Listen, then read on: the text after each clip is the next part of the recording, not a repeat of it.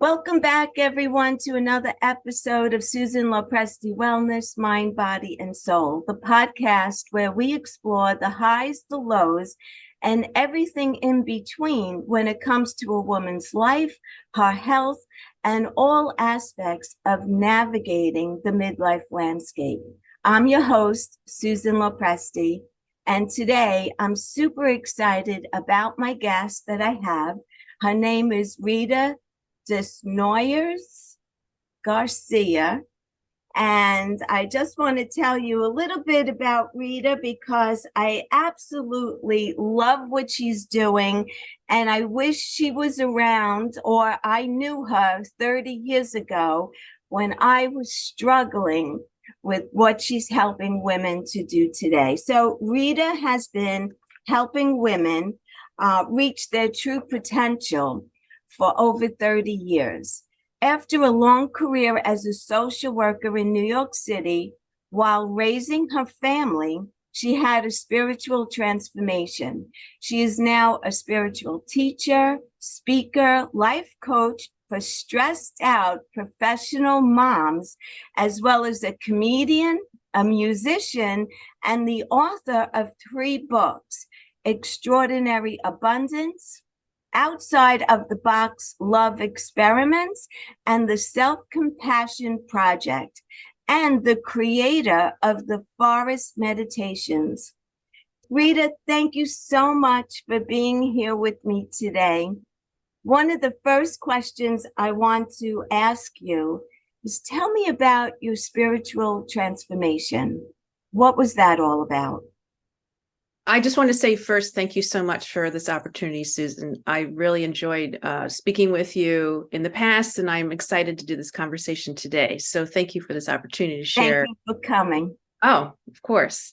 So my spiritual transformation, spiritual transformations kind of have stops and starts, if you will, like across. I feel like I've had little transformations along my life, but the big one that started me on this work was when I was a mom of 3 young children. So I had 3 children, 4 and under. So I basically had like a little preschool in my house. And I wasn't busy enough, apparently. So I decided to start a health and wellness business on the phone. I was selling health and wellness products that I really loved. And I was trying to figure out how to market them on the phone. And I was taking a course. I was literally nursing my youngest while I was taking classes. And sometimes I'd had a toddler on my knee while I was on the phone. And it was right at the time where online marketing was a kind of a new thing. Yes. So if you can imagine that time, we weren't constantly on the computer all the time. What year was that around? 2000, 2008, 2009. Oh, okay. Where it was like people weren't online as much as they are today. Yes. And so I was doing this business and I thought I was having a good time with it. I really had dreams of retiring my husband because he worked really long hours and I wanted him to be around more. And I thought, yeah, if I could make $1 million and retire my husband, this would be great. So that was the idea I had in my mind. And I was sticking to it. And I was not having a good time. I didn't know I wasn't having a good time. I just knew that things were happening to my body. Like I developed a cough. When you're selling health and wellness products, the last thing you want to have is a cough because it doesn't really, give a lot of confidence to the person on the other end of the phone that the health and wellness is, if you don't have it, right? So that happened. I remember I pulled a muscle in my tongue at one point. Like my body was like, stop, what are you doing? This is not for you. And I was just like going. And my husband would even ask me, are you having fun with this? And I'd be like, oh, I'm having a ball. But I wasn't. And one day I was on a conference call with some other people who were doing the same thing, and they were providing me with a lead list. And they said to the team, guys, if you don't start closing people, we're going to have to take these leads away. Like we can't give you leads that you're not using correctly. And I remember muting the phone and I started crying. And because I thought, oh my God, my dream is slipping away. I don't know if I can really do this. I'm a failure. And then all of this failure stuff came into the forefront. Like I couldn't bat it away anymore. That belief, you're not good enough, you're a failure. And then of course I started seeing my kids crying because I didn't have a babysitter. So they were like crying because I'm crying. We all cried that afternoon. Right?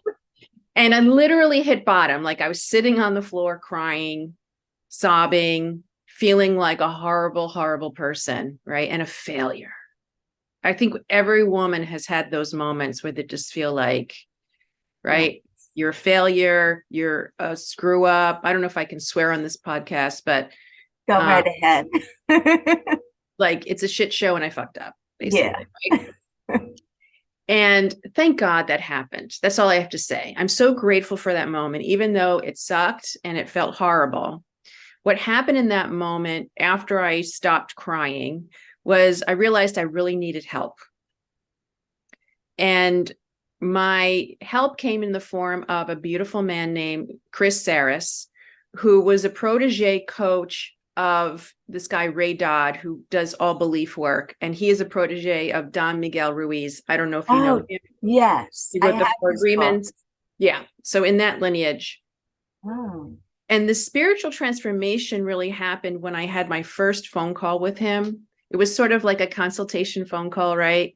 And I had to like cancel the first one because I screwed up. Like it was classic, like totally overwhelmed, stressed out mom, right? So he finally got me on the phone. I finally was like, okay, I'm gonna do this. And he asked me a question, which really was the big eye opener for me, which was, right now, Rita, can you just have some kindness and some gentleness with yourself? Can you be kind and gentle with yourself at this moment? And I thought, what? Really? Yeah. What's the point of that? Where's that going to get me? Right. It was like a brand new concept. Now, I am sure, just to give people credit where credit's due, I'm sure people had suggested that to me before. But timing is everything. And yes. I probably just dismissed it like you're a kook, whatever. But at that moment, I was vulnerable and desperate enough to take in this information, which I think is some of the best times to get help is when you're desperate enough to be open to different kinds of things. Yes. And so I was like, all right, dude, I'll do it.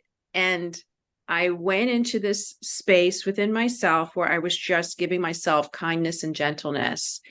And of course, I started sobbing. Why? Because it was such a relief to stop beating myself up, that I could just for that 30 seconds or a minute, just feel gentle kindness with myself.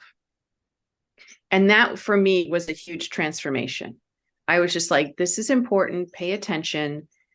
Who knew this was going to happen today? It's like one of those days, like, I didn't know we were going here today. Right. And I felt this sense of peace. I was no longer a terrible person or a terrible mom or a terrible wife or a terrible businesswoman. I was just being kind and gentle with myself as a human being. And I thought, wow, I got to hire this guy. He's got some good stuff going on here. This is good. And in that moment, I realized that was significant. I need to pay attention to it. And that really was the seed that grew into what I do now, which is all about self-compassion. It always starts with self-compassion with every client that I work with and myself. It's always the starting point, because if you don't have self-compassion, you have no room to make change. You have no room to just be kind and gentle with yourself so that you can see there's bigger things out there, or opportunities or gifts or abilities and capabilities that you didn't even know you had, or messages, right? It's sort of like when you feel sick and you kind of get scared and you decide to make an appointment either with a health practitioner or a doctor or something. And then by the time you get to the appointment, usually you feel a little better. Right? Have you ever had that experience where you're just toothache, having a toothache and going to the dentist and it's not there? And you're like, what? That's what self-compassion is. It's a way to shift. It's a shifting of energy from the criticism and what I call emotional dogpiling on yourself and the guilt and all that stuff into, okay, there's hope. There's an opening here. There's a possibility here. And sometimes that's all you need to feel better, like Yes. go forward. Or sometimes the situation actually just works itself out because you've done that. So I realized that was a big part of my transformation, was discovering through that question how powerful self-compassion is and why it's not like a luxury item that women need. It's like, this is your foundation. This is not like an add-on. This is where you start. Everything good comes from that. Does that make sense? Yes. And like I said, where were you when I needed you 30 years ago? Because I was working in corporate America when I had my daughter. And like you, I was introduced to a company with wellness products, and I thought that I was going to, like you, be able to quit my corporate job, stay home. I was going to make so much money because everyone was telling me how much money they were making. And I had this big dream, and I worked it for a couple of years. And I would enroll 2 people, 3 would drop out. It was always that. And I was always behind. And I'm still a customer of that company. I still use their products. Yeah, But too. I, at one point, said, it's just not working for me. I don't have what it takes to be that successful person. I don't know what they have that I didn't have, but I just couldn't make it work. And I was depressed for a while because I had to let go of that dream. Yeah. And, through my whole entire career as being a working mom, I was never compassionate to myself. Never. I was always beating myself up. Yeah. I'm not a good mom because I'm out of the house 12 hours a day, and the guilt. And so your work is so needed. And that's why when we first connected, I was like, I need to have you on my podcast because your message is so valuable. Now, who's your client and what is it that you help them to achieve? Sure. Yeah. Right. Because it's like, fine to just say self-compassion. It's like, okay, how does that concretize that for me? Right. So my ideal client is somewhere between 35 and 55. She's got some children. Sometimes they're grown children. Sometimes they're grown and at home, or they're launched, or so the age of the children is not as, I have a whole variety on that. But the issues are usually the same. Trying to control everything, trying to please everyone, sometimes feeling like there are always hidden dangers that they have to guard against, sometimes feeling like the world is against them. A lot of them are very high achieving. So they've used this, the droning on of be hard on yourself, criticize yourself, as their way to achieve, but the achievements are never enough, right? It's like a momentary, like, I made it, but I got to do this now. So there's never that inner satisfaction. So there's 2 things going on. There's, you never get there. So it's always, I'll be happy when. And then it's the using of all this self-criticism, beating yourself up, or feeling fearful and that everything is dangerous, that you think is going to protect you. Right. And really what I learned was all of that's kind of BS. Like, yeah, it gives you, it's like a bad boyfriend, if you will. Like, yeah, he gives you this and that, but overall there's more bad than good. He doesn't really come through. And I love men, just by the way. This is not a dig on men. It's just like an analogy that a lot of women can, it's like your contractor who says, yeah, we can do that. And then he doesn't show up for 3 weeks, right? It's like, it's not a strategy that works. Maybe it worked in your childhood. Maybe it got you through your childhood, but time to upgrade your strategies.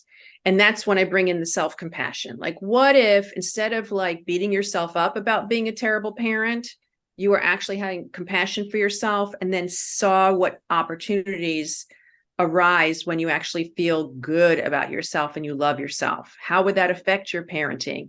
Probably make you a better parent. Although all these sabotaging strategies would tell you things like, and I said it to myself, well, if I'm so like loving to myself, I'm going to end up on the couch with bonbons and curlers in my hair. My kids are going to be running around with BB guns. Like, it's going to be horrendous.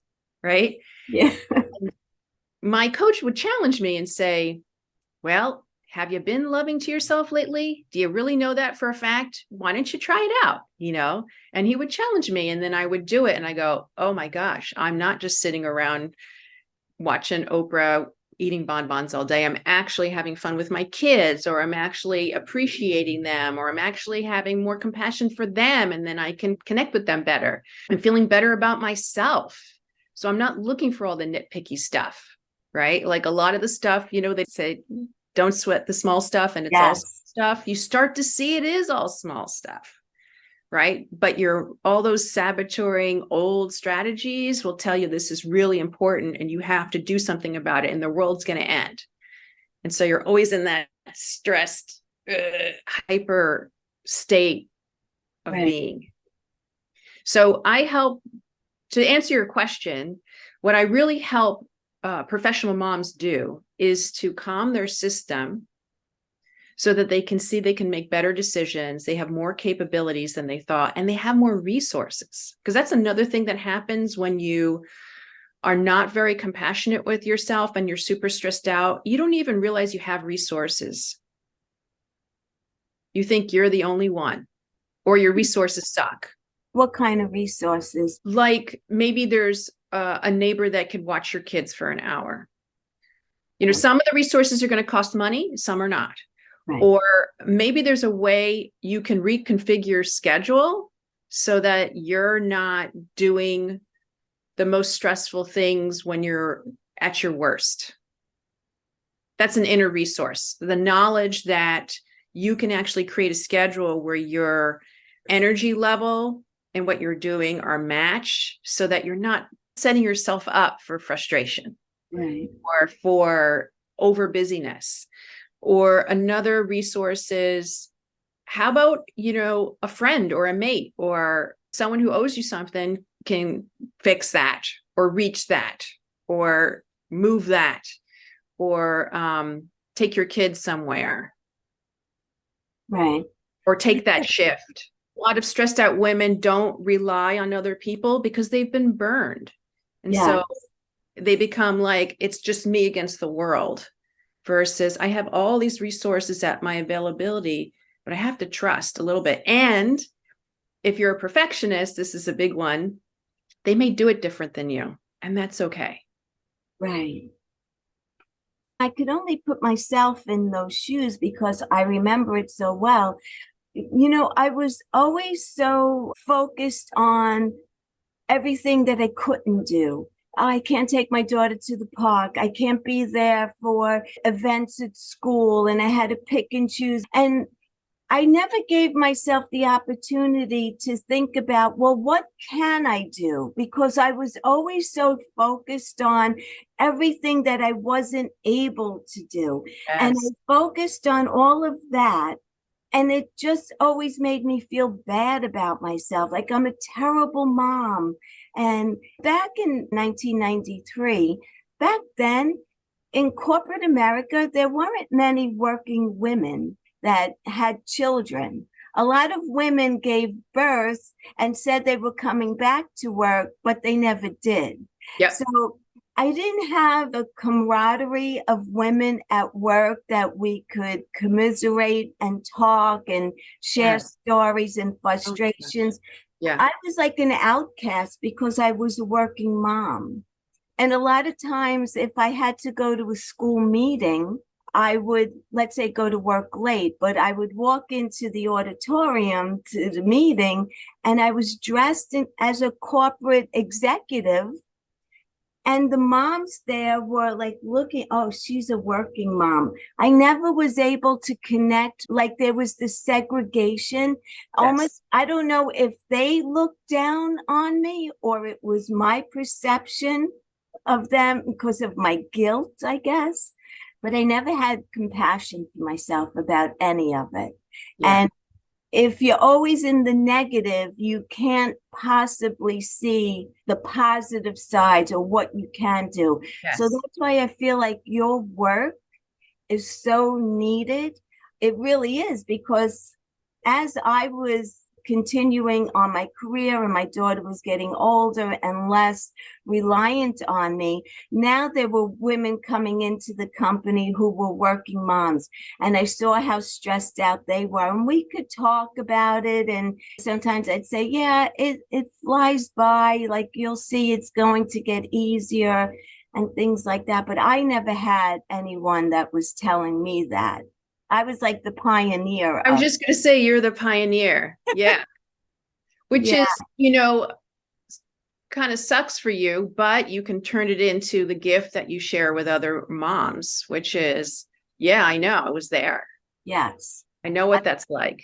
Yes. So I was a friend to a lot of these working moms, and they would come to me for advice like, I don't know what to do. My son has a very important meeting I need to go to. And I would tell them all the time, do what you have, because I used to struggle. Should I go? No, they're going to get mad at me at work. And Right. no, because at the end of the day, go to the meeting, go make time for your kids. Yeah, so that's why I said, where were you when I needed you back then? It was a different time, I would say maybe it just had to be the way it was for you. Yes. Sometimes, It was tough. yeah. But you know what, Rita? At the end of the day, I always felt like I wasn't there for my daughter, but she's Mm. 30 years old now. We are so tight. And not only that, I think that her growing up, watching me juggle so many different things and having a strong work ethic, because I had a very strong work ethic, plus I had a very strong family ethic. Like, she and my husband at the time, that they were my world and my work. So I had those two worlds, and I was always trying to juggle both of them. But I think it gave her some kind of strong foundation, because she also has a very strong work ethic. And so I think at the end of the day, she looked up to me for everything that I was able to juggle and be successful at, even though at the time I never thought I was a successful mom, because I always felt like, look at all the other moms. They could take their kids to all these programs. I couldn't. I had no time for that. Plus the fact I didn't have any money to pay people to do it for me, which was also like another feeling of lack of worth on my part. Yeah. Now, but when you look back on all that, do you go, wow, I got through that. I raised my kids and I worked and you were doing 2.5 jobs for years. Yes. Well, when I look back on it now, I think about all of the wasted energy that I, focused on all of the negative aspects. And it was a lot of wasted energy and a lot of being down on myself and feeling bad about myself. And my daughter struggled in school a little bit. She wasn't so great in math, and I had to hire a tutor to help her. And I would feel like, well, if I had more time, I could sit and help her. So I was always down on myself. Yeah. But in retrospect, looking back, I think that I was an excellent example for my daughter to say, look how strong my mom is. She's able to work and have a job and be successful there. And she raised me, and we have a wonderful relationship. So clearly I did something right. Yeah.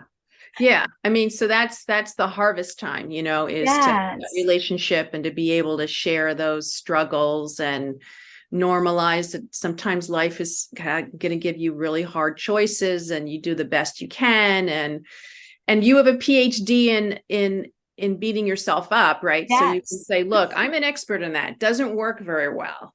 So take it from me. You want a PhD in something else. Maybe it's Right. in loving yourself or honoring yourself or saying this may be the wrong decision. I'll know soon and I can change my mind. Or what's the gift and opportunity in this problem?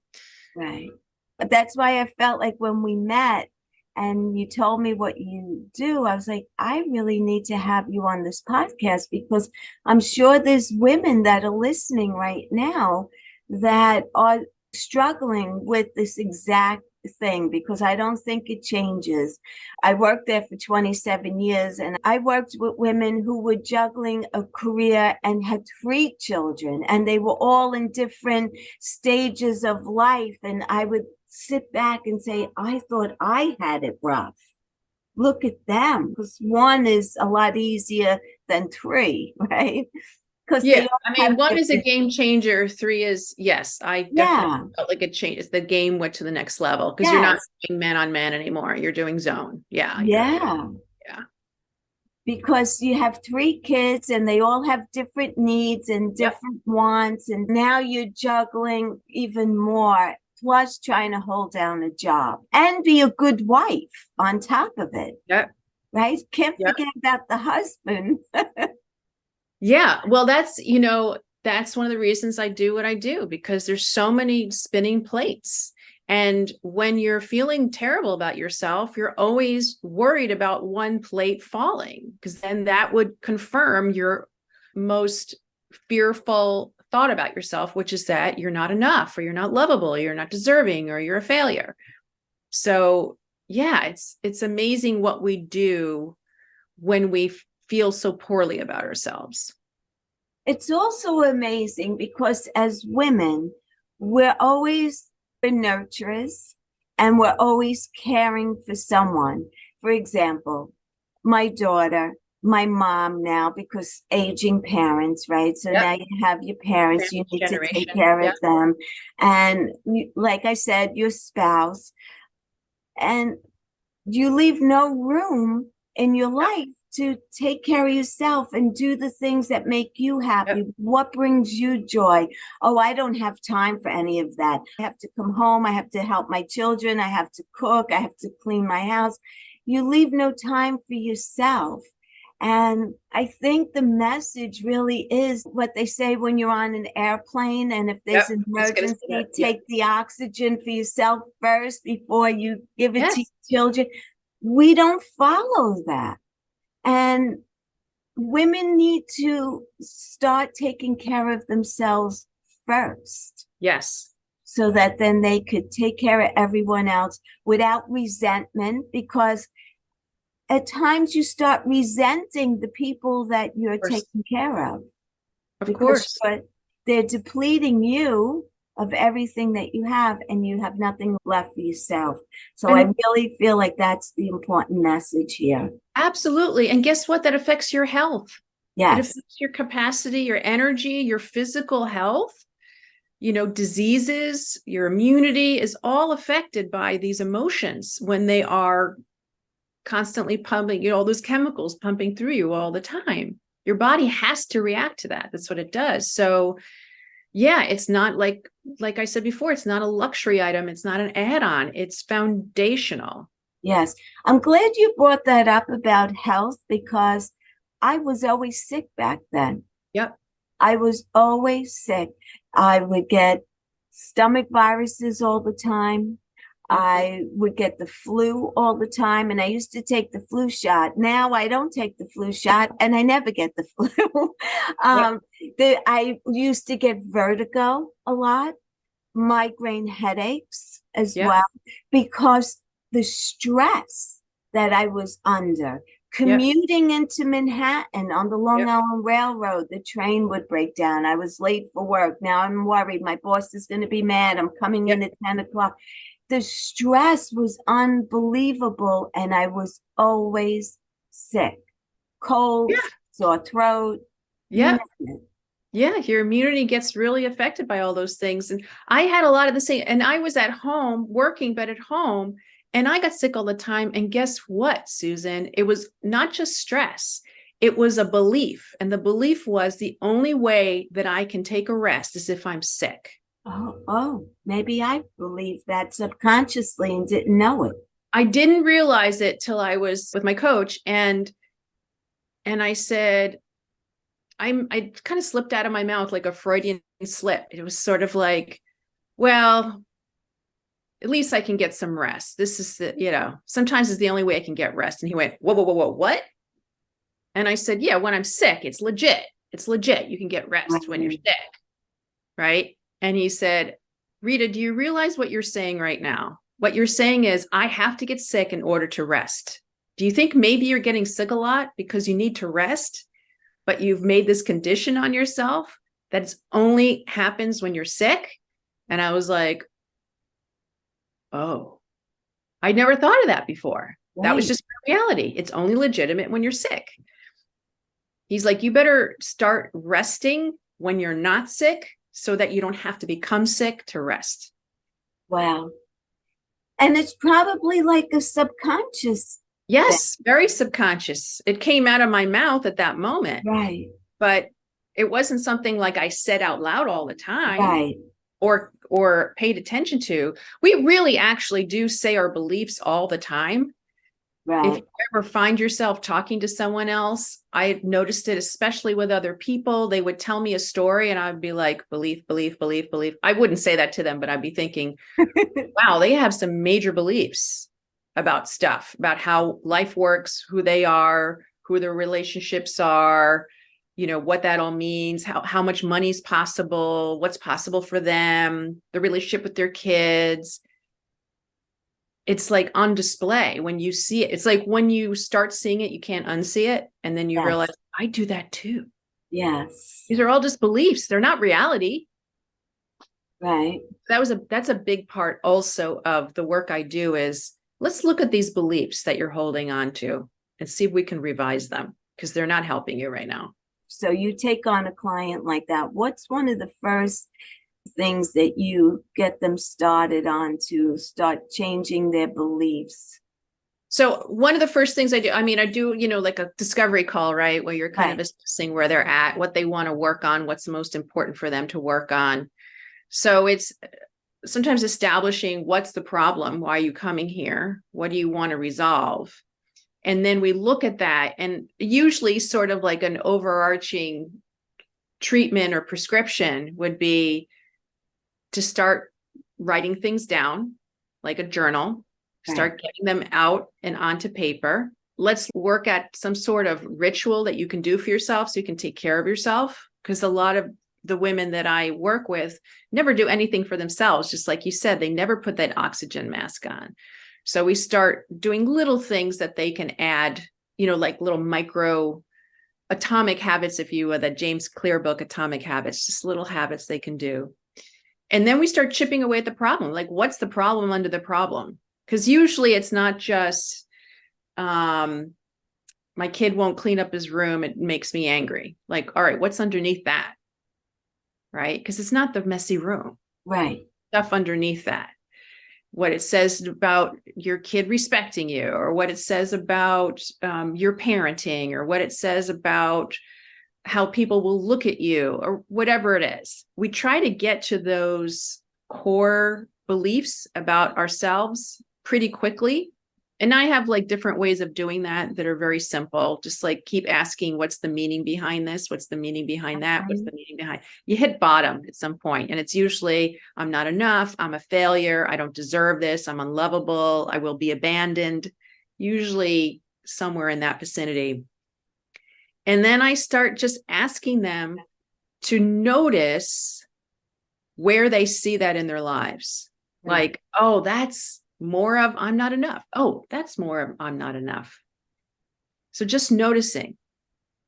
It's sort of like when you start a new nutritional program, it's not just necessarily changing everything in your diet. It's let's look at what you're actually eating. Yes. What are you actually eating? And how does it really taste? Right. And then you slowly start making adjustments. Because if you just change everything overnight, it's not going to work very well. And then the person gets discouraged, and then they this doesn't work. And then before you know it, they're not calling you back and nothing's going anywhere. Right. So it's little changes over time. But if you can start noticing is a lot. Because when you start noticing, like, I can't get rest unless I'm sick, that's a huge revelation. Holy Yes. crow. I'm leading my life in that way where I set myself to get sick all the time just so I can rest. So it's noticing the emotions, noticing the beliefs that support the emotions. And then we do different strategies. There's lots of different strategies of emotional release. I'm doing a free workshop next week where I'm showing them like a 3-step process about what to do when you're really stressed and you're about to yell at your kids, or you are yelling at your kids, or you're yelling at yourself, like how to redirect that into an opportunity to connect with yourself more. So it's usually we have a conversation about what they really want, why they really want it. Like, why is it important to them? Because it's going to take some work to get there. And if we don't even know why we want to change, we're much more likely to quit. Rita, for anyone who's on here listening, who's interested in that workshop, how would they sign up for that? Well, I could give you a link, but it's basically on my site, becomingawake.com, under events.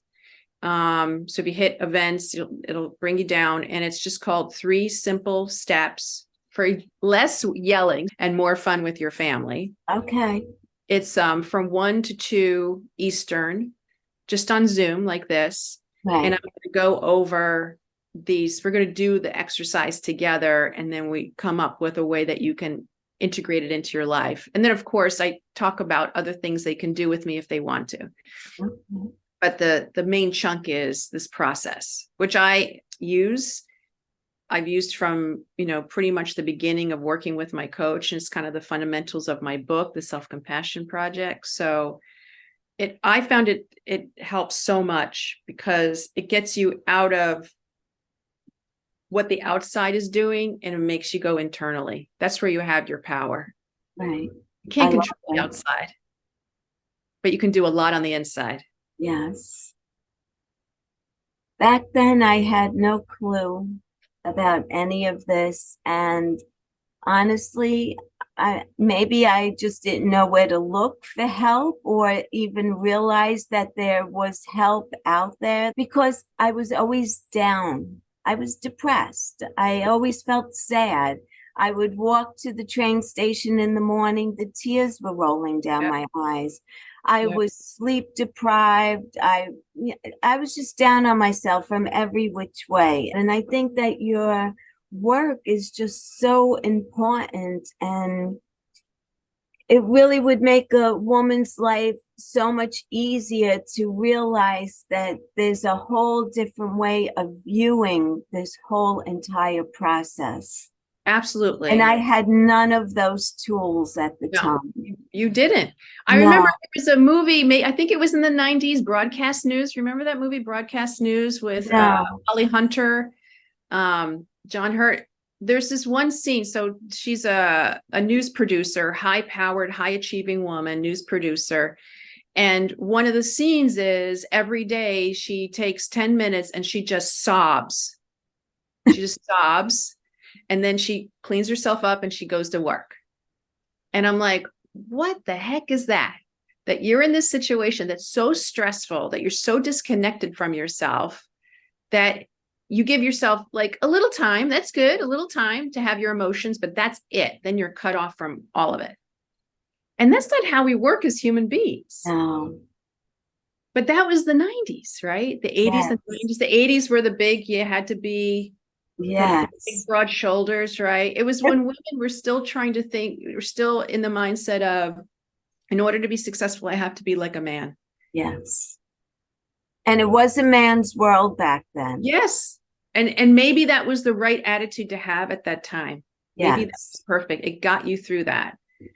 But just like your childhood strategies, I call them old pajamas. They were great when you were little. They were nice and fluffy and you loved them, but you can't even get them over your foot now. So they're not very functional. They're not functioning very well. You kind of come up with new strategies. And I Yeah. think this age also, this era that we're going through as a planetary shifting made this more available. There weren't a lot of coaches. No. Coaching is something relatively new. Yes. Oh, well, in the 90s, I didn't even know that there were life coaches or I didn't anything. know either. Yeah. I would never think to even look for one or anything. Like I had no clue. I thought I was just alone in my world because, like I said, there were all these stay-at-home moms at school that were picking up their Yes. children, and I felt like an outcast because Yeah. I couldn't even take my daughter to school in the morning because I had to be on a train at 7:35. So I had a woman who used to walk my daughter to school every You day made and it pick work. her up Yeah. after school. I Yeah. couldn't even do that, which, all of it. I just felt bad about Yes. myself. And then, of course, that transitioned over to my husband at the time because I always felt like, well, if he was making more money, I would be able to stay at home. So now I was resenting him Yeah. as well because, he couldn't provide and he needed me to help keep a roof over our head. Yeah. And then that started a whole different, that's a topic for another day for That's right. sure. But yeah, so I always was making him feel bad because he would see how stressed out I was, how I was always, down and crying and the tears and the meltdowns. And so it was really difficult. Yeah, it sounds. And the other thing I just want to bring into this equation is that as much as you felt like you were the outsider and maybe the other moms were looking at you sideways, I'm sure there were moms in that crowd that went in their own head, wow, she works. I Yeah. want to work. I don't Yeah. want to stay. And maybe I'm not doing enough staying at home with my kids. I want my own thing. Right. So there could be people that were envious of you, you know. Um, I think that women do that a lot, unfortunately, is like judging and being envious of each other instead of just supporting each other. So it's like you're doing it wrong if you're working full time. You're doing it wrong if you're working half time. You're doing it wrong if you're staying home with your kids full time. You should be you're in that it's never good. It's never good enough thing. That concept that you just said that other women could have been looking at me, feel that never crossed my mind. Right. Of The course. only thing I thought that they were thinking was, oh, look at her, she's going to work. Like, what kind of mom is she? It Right. just, yeah, Yeah. And made that me feel there might worse have been, for them. yeah, there might have been women saying those things to themselves, but it sounds like a lot of it was self-generated. Yes, without a doubt, without a doubt. Yeah. We all have done it. I've done it, of Yes. course. So, in closing, for any woman that's on here listening, what would be one piece of advice that you would offer someone who's saying, "Yeah, that sounds just like me"? What would you tell them? I would say look for opportunities to have compassion for yourself. Notice where you're not, where maybe you could feel the criticism or someone says something negative and you go, yeah, I'm an idiot or whatever. People do this all the time, right? Oh, I'm such an idiot. I'm stupid. I messed that up. It's, women do that all the time. Notice it and then go, okay, how can I be compassionate with myself right now? And it could be, I'm just going to close my eyes and take a breath and just slow down my system. That's compassion. It could be, I'm going to take a walk, or I'm going to go in the backyard and touch a tree, or I'm just going to feel what I'm feeling without trying to distract myself from it so that I can process my feeling. So I can just feel it in my body and process it and maybe have a good cry. That can be a way to have compassion for yourself. I love that. Now, in your coaching programs, do you do individual coaching only, or do you have like groups? So starting September 20th, I'm doing a group program called The Season of Freedom. And it's all about how to find freedom in something that you feel trapped in. Oh, So it could be the way you do your parenting, or it could be your job or your career or your business. It could be your marriage, whatever it is. So that's a group program that I'm doing. And I do those periodically. This one's brand new. And then I also do individual work. okay. And One-on-one. I will put all of the links in the show notes so our listeners could go and check you out and maybe get involved in one of your programs. Your books are available on Amazon, I would assume. Yep. Amazon, Barnes and Noble, I believe, Goodreads. Yeah. Okay. And my site. I think I want to read that self-compassion book that I'm looking at on your Awesome. shelf right there. Yeah, Because you can get it in a PDF form if you want. So you can just on Kindle, you mean? I believe Kindle, yes. On Amazon, there's a Kindle. Okay, Yeah. that's great. Rita, thank you so much for being here today. I really pleasure. appreciate this talk. I know that there are listeners out there that this resonates with them. And I hope it puts a little bit of an idea into their heads to say, yes, I am not self-compassionate. I'm compassionate for everybody else that I take care of, my boss, my children, my spouse, my aging parents, whoever else.